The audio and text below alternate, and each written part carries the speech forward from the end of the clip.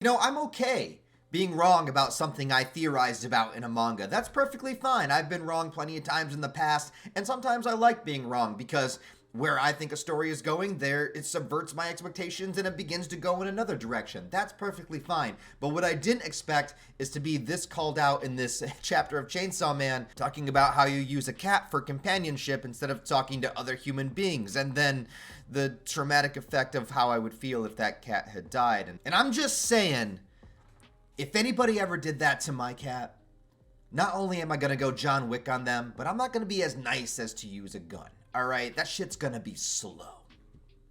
Anyways, before I incriminate myself further, Chainsaw Man, chapter 123. So as I was theorizing, this devil being a primal fear, and the build-up and the introduction from the Famine Devil herself, that this was going to lead us into the potential of the reveal of the Death Devil, especially with the added addition that it makes people kind of dwell within their own darkness and their own despair to the point where they would want to basically off themselves. I was thinking that would lead us into the primal fear of the Death Devil, but it seems like they're going to hold off on that a little bit longer, and this is actually the Falling Devil. And I guess you can consider falling a primal fear, because if you are a little baby, what is one thing you're really afraid of? Probably being dropped by falling, you know? That when you really think about it, there's very few things that become more primal than that. I mean, you are a helpless little child, and then like the only thing really bad that could happen is somebody doesn't pay attention, you fall over, you don't know how to stand by yourself.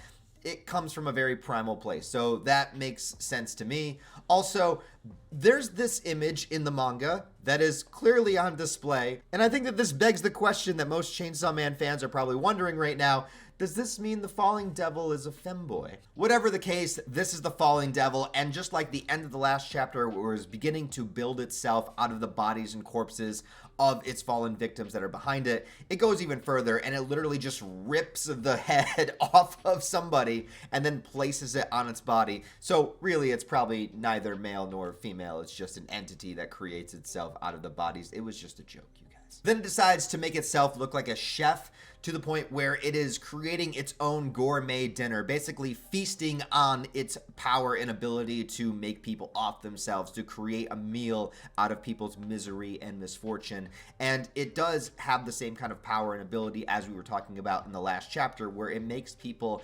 experience this sense of depression and despair, this kind of like self-destructive attitude towards themselves, this inward destruction that they keep breaking themselves down to the point where they would eventually go that far, and it just kind of pushes them in that direction, making them to the point where it makes them experience a bit of trauma that they had in the past, to kind of remind themselves of the less fortunate reasons that they would have to continue existing, which is really dark when you think about it. Also leads into why Asa was thinking so much about that herself in the last couple of chapters ago, and just in general, man, because I think everybody has that event or those multiple events or things in their lives that really just make them think badly about themselves and think poorly and like kind of lose that self-confidence, and without that confidence to continue pushing forward, you're kind of left in this like floating like space of feeling like there is nothing, which is sort of what is represented in this chapter, with the characters kind of like ascending into the sky. Basically, the more they lose themselves, the more they give into that darkness, the more they give into those traumatic events, the less control they have over their body. Not even enough control to remain standing. Instead, we just kind of float into the sky, waiting to be dropped, waiting to truly fall into that despair and that feeling of falling. And I think that relates to, you know, Chainsaw Man has always been a story about outcasts. It's been about people dealing with that sort of isolation, dealing with that sort of depression, and that kind of floating feeling. You know, they call it like no roof over head, no ground underfoot kind of thing, where you're just kind of in a space where you don't feel like you're in control of anything, and you feel like you've let the darkness take you away. Maybe this is too much explanation for a Chainsaw Man video. That's just what I was thinking about when I was reading the chapter, and so that makes sense that it would feel like that. And for Asa, you know, she has that moment where she kind of like snaps back to it for a second and is able to like hold on to something, but that's what was happening to her body as she was sort of like ascending up into that nothingness. But when it comes to her traumatic flashback, not only have her parents been killed by devils, but this flashback specifically goes into a moment where she was in this orphanage, and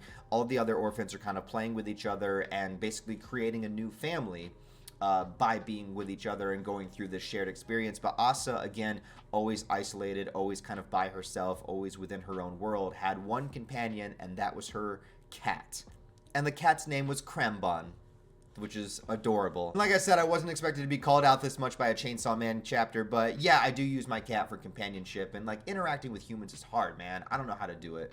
Like, even like trying to talk to people that I already know and I've already had conversations with, if they're not like my really close best friends, it's like I'm just a robot. You know what I mean? Like, I'm just like, how do I human? What do human beings say?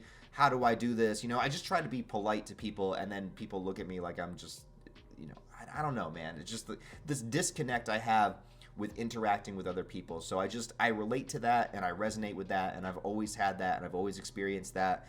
Just something I've always been through in life. So like, I get it, and I understand the value you can have by having a companion that's a pet or an animal or somebody that's just going to be there and hanging out with you and not judge you in any way, and just somebody that is actually just you know, not somebody you have to worry about presenting your best self to at all times. It's just a companion that's going to be there. And how that was ripped away from Asa because the bitch that ran this orphanage didn't want her to have any semblance of a family. Everyone else lost their family, and so Asa was not allowed to have anything that could be considered family that wasn't the rest of them, and that was her cat.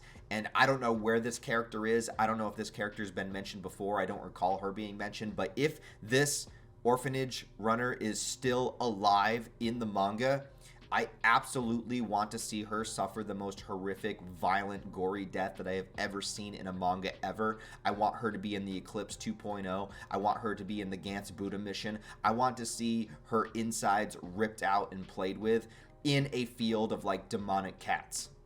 That's what I want. It also brings an entire new context to what happened with the class pet of Bucky, whereas Asa kind of felt this little bit of connection growing again with this little creature that she was the one that wound up killing. So that adds like a whole new layer of trauma to that too. It's like something cute and cuddly, like a pet-like, that she was kind of like, you know, isolated from everybody, and then there was like a little bit of a bond there for a couple of minutes, couple of seconds, and then it was ripped away, and this time by her herself. So that's like a whole other can of worms right there. But she was able to kind of ground herself in the moment, to the point where she was able to stop herself from kind of floating up into the sky. But the entire time Yoru is trying to talk to her, and I guess Yoru is unable to take over her body or unable to command any kind of control at the moment. She's still kind of there. She's still talking to her, but it's like her mind is being so psychologically warped at the moment that they're not able to kind of coincide. So it ends with Yoru telling her not to be afraid, basically trying to tell her not to succumb to the darkness, not to succumb to her past trauma and past thoughts, to the depression that is within her, to the loneliness, isolation. Like, it's like, try to stay grounded, try to grab something, which again kind of relates to real life. When you try to do a grounding exercise, basically you're trying to like make your brain recognize physical contact. You know what I mean? Like, you would try to feel your feet on the floor or feel your hands on the desk. Like, when you kind of feel that out-of-body, depersonalized sensation, one of the ways that we help to get around that is by grounding yourself, which is to kind of feel your physical sensations and come back to your senses, you know, sight, hearing,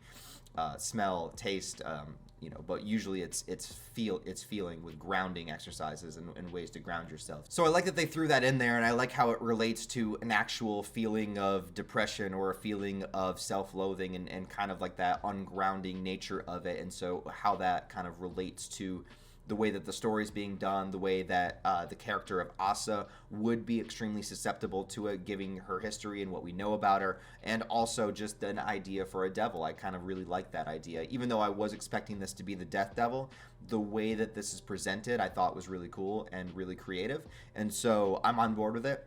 Where it's going to go moving forward, I don't know if Denji is going to kind of show up at some point. Again, remember, he doesn't remember their last date interaction, so I don't know. That might be a great moment for him to reveal himself as Chainsaw Man, though. That would be a great moment to see. Also, I couldn't imagine the past traumatic experiences that Denji would be thinking about if he was in the presence of this fall devil. He could be remembering a lot of the stuff from Chainsaw Man Part 1, or even stuff from his childhood, and that could be 10 times darker than anything that we've seen so far. So that would be a pretty scary thing. And maybe it'll kind of turn out like that. Maybe Denji will show up, and then he'll be the one susceptible to it, and it'll be Asa and Yoru that needs to snap herself out of it in order to protect him. I don't really know where it's going to go, but I just like this concept. I like this idea. I like the way that it was presented. I thought it was creative. I thought it was fun, but I also thought it didn't shy away from how dark these things actually get. And if you relate it to concepts in real life, it just makes a lot of sense. So yeah, I was a really big fan of this chapter. Definitely enjoyed it. I don't think there's another chapter for 2 weeks. I don't know if one will leak again.